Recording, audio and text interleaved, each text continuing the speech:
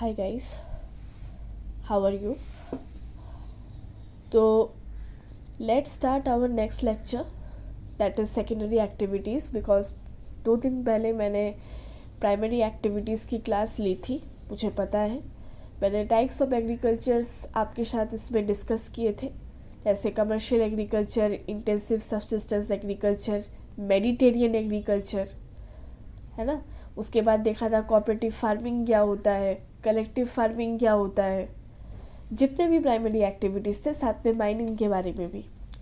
आज इस secondary activities में हम देखेंगे कि तो अपना चैप्टर शुरू करने से पहले मैं ये कहना चाहूँगी, तो शायद आपने वो चीज़ रिवाइज कर लिया होगा, प्राइमरी एक्टिविटीज़ में क्या क्या कंपोनेंट्स आते हैं, उसमें क्या क्या एग्रीकल्चर टाइप्स जो मैंने आपको उस दिन मैंने डिस्कस किए थे वो आपने पढ़ लिया होगा। Guys, I am very sorry because मैं 2 दिन मैं अपने लेक्चर कंटिन्यू नहीं कर पाई because my health was not well. Okay, मैं अपना आज फिर से अपनी सीरीज़ को स्टार्ट करने जा रही हूँ दोबारा से। जो चल रहा था, जो सीरीज़ मेरा क्लास 12 ह्यूमन ज्योग्राफी का NCERT series, that is secondary activities. तो चलो लेट्स स्टार्ट। तो मैं क्या बोल रही थी, मैं ये बोल रही थी कि ये जो सेकेंडरी एक्टिविटी है ये प्राइमरी एक्टिविटी के बाद आता है, ठीक है। अब कोई भी एक्टिविटी हो, चाहे प्राइमरी है, सेकेंडरी है, ये line, all the economic activities namely primary, secondary, tertiary, quaternary, सब कुछ क्या करते हैं, ये सारे कार्य बस एक चीज़ के ऊपर डिपेंड करते हैं, संसाधन को इस्तेमाल करके सर्वाइवल के बेस पर उसको योग्य बनाना। ये काम होता है इन चारों एक्टिविटीज़ का, चाहे वो प्राइमरी है, चाहे वो सेकेंडरी है, चाहे वो टर्शरी है, और चाहे वो क्वाटरनरी है। सेकेंडरी एक्टिविटीज़ क्या करती है, कोई वैल्यू ऐड करती है नेचुरल रिसोर्सेस में। क्या करती है? Secondary activities add value to natural resources by transforming the raw materials into valuable product। ये समझने वाली बात है कि जो रॉ मटेरियल्स होते हैं उसको वैल्यूएबल प्रोडक्ट्स में ट्रांसफॉर्म करना सेकेंडरी एक्टिविटी का काम होता है। जैसे फॉर एग्जाम्पल कॉटन में, ठीक है, कॉटन ऐसे नॉर्मल जो कॉटन हम लोग अभी कृषि से जो निकाले, वो क्या है, वो एक कॉमन कॉटन है, ठीक है, उसका तो कोई यूज़ नहीं है। इसको जब हम यार्न में ट्रांसफॉर्म करेंगे, है ना, एक यार्न में चेंज करेंगे, तो वो ज़्यादा वैल्यूएबल हो जाता है, ठीक है, जिसको हम क्या करते हैं, क्लॉथ को बनाने के लिए यूज़ करते हैं। आयरन ओर का डायरेक्ट कोई यूज़ नहीं है, इसको स्टील में कन्वर्ट करने के लिए, ठीक है, इसको सेकेंडरी, इसको मैन्युफैक्चरिंग इंडस्ट्री में लिया जाता है। जब ये स्टील में कन्वर्ट हो जाएगा, कौन, आयरन ओर, तब जाके उसको अपनी वैल्यू मिलेगी, तब उसको हम वैल्यूएबल मशीन के लिए यूज़ कर सकते हैं। सेम हर मटेरियल्स का जो फार्म से प्रोड्यूस होते हैं, फॉरेस्ट से प्रोड्यूस होते हैं, माइन से प्रोड्यूस होते हैं, या फिर सी से प्रोड्यूस होते हैं, ठीक है।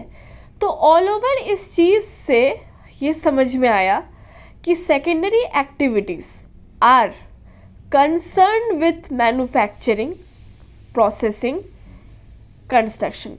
ये तीनों ध्यान रखने वाली बात है। मैन्युफैक्चरिंग, प्रोसेस करना, फिर उसका इंफ्रास्ट्रक्चर में बदलना या इंफ्रास्ट्रक्चर में उसको कंस्ट्रक्ट करना, ये इसका मेन ऑब्जेक्टिव होता है। अब देखो मैन्युफैक्चरिंग क्या है, ठीक है। मैन्युफैक्चरिंग में बहुत सारे फुल एरे ऑफ प्रोडक्शन होते हैं, जिसमें क्या होगा कि एक हैंडीक्राफ्ट से लेके आयरन एंड स्टील तक हर चीज़ में छोटे से लेवल से लेकर बड़े बड़े लेवल तक एक फुल फेज प्रोडक्शन चलता है, फुल फ्लेज प्रोडक्शन चलता है, ठीक है। ताकि जैसे देखो इस तरह के प्रोसेस में the common character are the application of the power, है ना, पावर को यूज़ करना, आइडेंटिकल प्रोडक्ट का मास प्रोडक्शन करना, फैक्ट्री सेटिंग में लेबर होना, है ना, स्टैंडर्डाइज कमोडिटी का प्रोडक्शन करना, ये सारे मैन्युफैक्चरिंग के अंदर आते हैं। मैन्युफैक्चरिंग को हम मॉडर्न पावर या मशीनरी से भी कर सकते हैं, ठीक है, और या फिर ये बहुत ज़्यादा प्रिमिटिव भी हो सकता है। Most of the third world countries आज भी, ठीक है, मैन्युफैक्चरिंग स्मॉल स्केल में करती है, ठीक है। सारे मैन्युफैक्चरर्स का एक पिक्चर प्रेजेंट करना यहाँ पे मुश्किल है इन सारे देशों में, और ज़्यादा इम्फेसिस किस में दिया जाता है, उस इंडस्ट्रियल एक्टिविटीज़ में जहाँ पे थोड़ा कॉम्प्लिकेशन कम होता है प्रोडक्शन सिस्टम का। मतलब वो ज़्यादा मैकेनाइज, ज़्यादा मॉडर्नाइज्ड सिस्टम ऑफ प्रोडक्शन में नहीं जाएंगे। जो छोटे स्तर का होता है जहाँ पे कॉम्प्लिकेशंस प्रोडक्शन की कम होती है या बहुत ज़्यादा वो प्रिमिटिव टाइप का होता है, वहाँ पे वो जोड़ देते हैं। अभी देखो मॉडर्न लार्ज स्केल इंडस्ट्री का कैरेक्टर क्या होता है, specialisation of the skills and methods of production under the craft method factories produce only a few pieces which are made to order,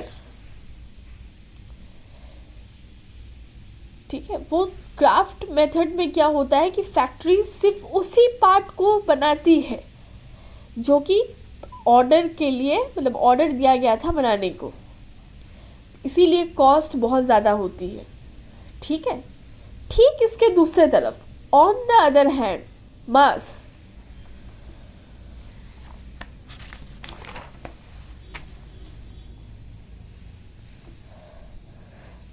production में हम क्या करते हैं, लार्ज क्वांटिटी स्टैंडर्डाइज पार्ट का प्रोडक्शन करते हैं जो कि हर वर्कर के द्वारा किया जाता है जब वो एक टास्क रिपीटेडली परफॉर्म करते हैं,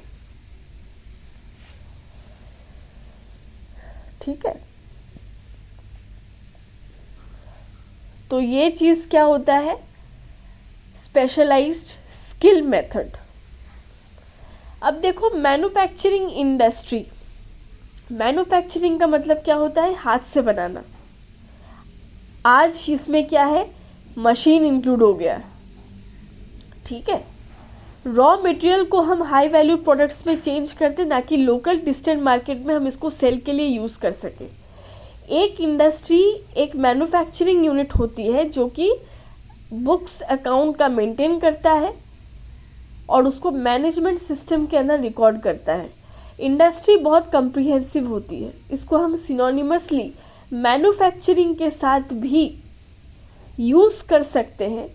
जब एक टर्म्स यूज़ करेंगे स्टील इंडस्ट्री और केमिकल इंडस्ट्री, एक सोचता है फैक्ट्रीज़ के बारे में और प्रोसेस के बारे में, लेकिन यहाँ पे बहुत सारे सेकेंडरी एक्टिविटीज़ होते हैं जिनको कभी फैक्ट्रीज़ में कैरी आउट नहीं किया जाता।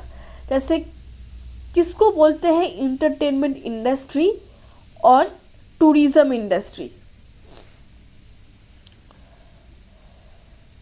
तो so for the clarity the longer expression manufacturing industry is used. देखो अब मैन्युफैक्चरिंग इंडस्ट्री तो बहुत, मतलब ये सेकेंडरी एक्टिविटीज़ बहुत सारे हैं जो कि फैक्ट्रीज में कैरी आउट नहीं किए जाते। जैसे इंटरटेनमेंट इंडस्ट्री है, टूरिज़्म इंडस्ट्री है ना। जैसे हुआ ना इंटरटेनमेंट इंडस्ट्री में Bollywood industry, Kollywood industry south में। तो क्या होता है, क्या ये फैक्ट्रीज में इनको मतलब लगाया जाता है क्या हम प्रैक्टिस फैक्ट्रीज के साथ इसको जोड़ते हैं इंटरटेनमेंट इंडस्ट्री को, नहीं ना। तो क्लैरिटी के लिए हम यहाँ पे मैन्युफैक्चरिंग इंडस्ट्री को यूज़ करते हैं। अभी होता है mechanisation. What is mechanisation? Mechanisation में गैजेट यूज़ करते हैं ताकि उसे हमारा टास्क हम कर पाए। ऑटोमेशन का मतलब क्या है? कोई मशीन ऑटोमेटिकली किसी चीज़ को करेगी बिना किसी ह्यूमन के, बिना कोई ह्यूमन नहीं लगेगा इसमें। ये मैकेनाइजेशन का एडवांस स्टेज होता है। जो भी ऑटोमेटिक फैक्ट्रीज फीडबैक और close loop computer control system के साथ रहती है, ठीक है। एक लूप एक जो है ना, एक फीडबैक सिस्टम बना हुआ है, एक इंटरैक्शन सिस्टम बना हुआ है, जहाँ पे मशीन को सोचने के लिए डेवलप किया जाता है। यहाँ पे ह्यूमन का कोई काम नहीं होता, ठीक है। कंप्यूटर कंट्रोल सिस्टम होती है, ठीक सही सब कुछ वो अपने अंदर इवैल्यूएट करके उस चीज़ को बता देता है। यहाँ पे सोचने का काम सिर्फ मशीन का होता है। Technological innovation, what is technological innovation? Technological innovation research से या डेवलपमेंट स्ट्रैटेजी से इम्पॉर्टेंट एस्पेक्ट होता है किसी मॉडर्न मैन्युफैक्चरिंग का। किस चीज़ के लिए? क्वालिटी कंट्रोल के लिए, वेस्ट एलिमिनेशन के लिए, उसके इनएफिशिएंसी के लिए और पॉल्यूशन कम्बैट करने के लिए टेक्नोलॉजिकल इनोवेशन भी इम्पॉर्टेंट है। वो भी अनुसंधान किससे? रिसर्च से, डेवलपमेंट स्ट्रैटेजी से। Organisation structure and stratification. Modern manufacturing is characterized by a complex machine technology, जिसकी complex machine technology होती है, और यहाँ पे लेबर का डिवीजन होता है जो कि ज़्यादा गुड्स प्रोडक्शन करते हैं कम इफोर्ट के साथ, लो कॉस्ट, साथ में कम कॉस्ट भी लगता है। ज़्यादा कैपिटल होना चाहिए, बड़े ऑर्गेनाइजेशन होने चाहिए।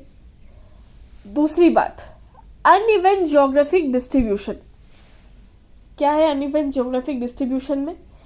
कि ज़्यादा कंसंट्रेशन मॉडर्न मैन्युफैक्चरिंग का किसी जगह में हुआ है। ये क्या करता है? वर्ल्ड लैंड में 10% से भी कम को कवर करता है एरिया। ये नेशन आज इकोनॉमिक पॉलिटिकल पावर के सेंटर बन चुके हैं। अगर हम आज टोटल एरिया के टर्म्स ऑफ ऑल देखेंगे तो जो मैन्युफैक्चरिंग साइट्स है वो लेस कंसंट्रेटेड होती है छोटे एरियाज में एग्रीकल्चर से, क्योंकि यहाँ पे प्रोसेस का ग्रेट इंटेंसिटी होता है। अमेरिकन कॉर्न बेल्ट का अगर हम एग्जाम्पल लेंगे तो उसका जो 2.5 स्क्वायर किलोमीटर का जो एरिया है उसमें 4 फार्म्स हैं जिसमें 10 से 20 लोग काम करते हैं, ठीक है। 10 से 20 लोगों को एम्प्लॉय किया है उसने, जो कि 50 से 100% को सपोर्ट करता है। अगर उतने भी आदमी उसमें काम करते भी, लेकिन यहाँ पे क्या करते हैं, 10 से 20 आदमी को लगाते हैं उस फार्म सेक्टर में, उस फार्म्स में। तो यही एरिया बड़े बड़े फैक्ट्रीज को जोड़ के हजारों एम्प्लॉयज को भी एम्प्लॉयमेंट दे सकता है। Industries maximise profits by reducing the cost. अब इंडस्ट्रीज क्या करती है? प्रॉफिट को मैक्सिमाइज करती है कॉस्ट को कम करके। यहाँ पे इंडस्ट्री क्या करती है? उस पॉइंट में लोकेट करती है जहाँ पे प्रोडक्शन कॉस्ट बहुत ज़्यादा मिनिमम हो, ठीक है। Industries maximise profits by reducing the cost. Industry क्या करती है? अगर उसको फायदे में रहना है तो वो कॉस्ट ऑफ प्रोडक्शन उतना ज़्यादा नहीं लगाएगी, ठीक है। और जो इंडस्ट्री उस पॉइंट्स पे लोकेटेड होते हैं जहाँ पे प्रोडक्शन कॉस्ट बहुत ज़्यादा मिनिमम होता है। अब यहाँ पे भी एक थिंकेबल क्वेश्चन है, क्या लगता है आपको? Why do large scale industries choose different location? क्यों ये अलग अलग लोकेशन को ये चूज करते हैं? What is the reason? Think about it just. मैं भी सोचूंगी, अब भी इसको सोच के बताना कि क्यों लार्ज स्केल इंडस्ट्री अलग अलग लोकेशन को यूज़ करती है। क्यों चूज़ करती है, ये क्वेश्चन है। दूसरा बात, एक्सेस टू मार्केट। अब ये बहुत बड़ा इंपॉर्टेंट फैक्टर है। मार्केट का एग्जिस्टेंस मैन्युफैक्चर्ड गुड के लिए बहुत ज़्यादा इंपॉर्टेंट चीज़ होता है किसी इंडस्ट्री के लोकेशन के लिए। मार्केट का मतलब होता है कि जो लोग जिनका उस चीज़ के लिए डिमांड है और उनका परचेसिंग पावर, जिससे कि वो खरीद सके सेलर से एक प्लेस के अंदर जहाँ पे खरीदारी और बेची जाती हैं चीज़ों को, वो मार्केट होता है। जो भी रिमोट एरिया जहाँ पे कम लोग रहते हैं वो स्मॉल मार्केट प्रोवाइड करते हैं, जहाँ पे Europe, north America, Japan, Australia ये क्या करते हैं, लार्ज ग्लोबल मार्केट्स प्रोवाइड करते हैं, जहाँ पे जो परचेजिंग पावर होती है पीपल की वो बहुत ज़्यादा होती है। क्यों? क्योंकि वहाँ पे जो डेंसली पॉपुलेटेड रीजन्स होते हैं जैसे कि साउथ और साउथ ईस्ट एशिया में, वो भी लार्ज मार्केट प्रोवाइड करती है। कुछ कुछ इंडस्ट्रीज़ जैसे एयरक्राफ्ट मैन्युफैक्चरिंग, इनका भी ग्लोबल मार्केट बेस होता है। जो आर्म्स इंडस्ट्री होती है उनके पास भी ग्लोबल मार्केट होते हैं। दूसरा बात होता है एक्सेस टू रॉ मटेरियल्स। कच्चे माल का होना भी बहुत ज़रूरी है। जो इंडस्ट्रीज़ जो चीप और आसान होते हैं ट्रांसपोर्ट करने के लिए, वहाँ पे जो इंडस्ट्रीज़ होंगे जो बहुत सस्ती होती है, भारी होती है या वेट लॉस मटेरियल होते हैं, वो क्या करते हैं, रॉ मटेरियल के सोर्स के करीब रहते हैं। जैसे steel, sugar, cement industry perishable भी होना चाहिए, नज़दीक भी होना चाहिए। एग्रो प्रोसेसिंग, डायरी प्रोडक्ट्स, ये क्या होते हैं, ये फार्म प्रोडक्शन या मिल्क सप्लाई के करीब ये लगते हैं। अगर हम लेबर सप्लाई के एक्सेस के बारे में बात करेंगे तो लेबर सप्लाई क्या है, किसी भी इंडस्ट्री के लोकेशन में ये सबसे ज़्यादा इम्पॉर्टेंट फैक्टर होता है। ये है access to labour supply. Labour supply is an important factor in the location of the industries. Some types of industry, किसी इंडस्ट्री में skillful worker चाहिए, मैकेनाइजेशन बड़ा होना चाहिए, ऑटोमेशन या फ्लेक्सिबिलिटी। ये क्या किया है कि आजकल लेबर की आवश्यकता को भी घटा दिया है। आजकल जो इतना मैकेनाइजेशन हो गया, ऑटोमेटिक मशीन्स निकल गई, इंडस्ट्रियल प्रोसेस इतने लचीले हो गए कि जिसके वजह से इंडस्ट्री का जो लेबर के ऊपर डिपेंडेंस है वो भी कम हो गया है। स्रोत होना ऊर्जा का, इंडस्ट्री जो ज़्यादा पावर यूज़ करती है वो हमेशा एनर्जी सप्लाई के सोर्स के करीब होती है। जैसे कोल पहले एनर्जी का मेन सोर्स था, आज हाइड्रो इलेक्ट्रिसिटी और पेट्रोलियम दोनों इम्पॉर्टेंट सोर्स है एनर्जी का बहुत सारे इंडस्ट्रीज़ के लिए। ठीक है। Access to transportation and communication facility, speedy और इफ़िशिएंट ट्रांसपोर्ट फैसिलिटीज़ होनी चाहिए जिससे कि रॉ मटेरियल को फैक्ट्री तक हम बिना विलंब, बिना ज़्यादा टाइम लिए हम वहाँ पे पहुँचा सकें। कॉस्ट ऑफ ट्रांसपोर्ट भी बहुत इम्पॉर्टेंट फैक्टर है। ठीक है।